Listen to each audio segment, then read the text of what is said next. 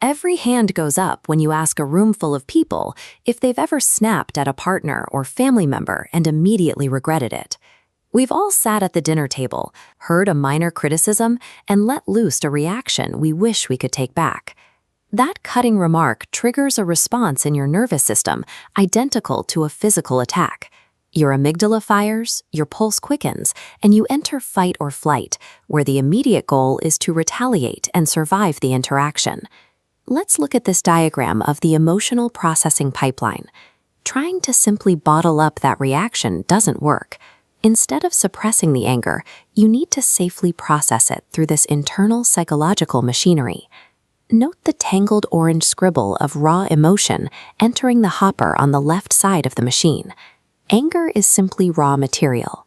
If you skip the processing steps, it dumps out into that messy pile of unprocessed orange scribbles on the bottom right, causing damage and resentment over time. But if you push that raw feeling all the way through the conveyor belt, it transforms into the clean green geometric gem you see exiting on the right, a clarified constructive action. To start the machine, you need a pattern interrupt. The moment you feel the urge to snap back, let your first word be a deep, controlled physical breath. This immediately engages your analytical brain, overriding the biological instinct to retaliate and allowing the emotion to enter the first stage of the belt, the awareness box. Once it's on the belt, you have to sit in the uncomfortable tension and figure out what the emotion actually is. Moving to the naming box, you must label the specific trigger beneath the anger. You aren't just mad. You are feeling dismissed, or you are feeling disrespected. The final internal step moves the emotion to the bodily sensation box. Here, you identify exactly where that anger lives physically in your body. It might be a tight chest, a clenched jaw, or heat rising in your neck. By pulling the emotion through these 3 specific stations, the volatility is neutralized. You can see the result as the raw orange scribble exits the bodily sensation box, reshaped into a smooth green geometric gem. You are now equipped to deliver a safe, non-violent response. Pause the video right here. Think about a specific domestic conflict, maybe the last time someone criticized you for a chore. Now, verbally practice the sequence. Take a breath, name the underlying feeling, locate the physical sensation. If you bypass any of these 3 stations, you short-circuit the system. That raw emotion skips the belt and drops straight into the unprocessed pile, virtually guaranteeing a larger, far more destructive explosion later on. This emotional processing pipeline cannot run on an empty battery. It requires continuous daily maintenance to function under pressure.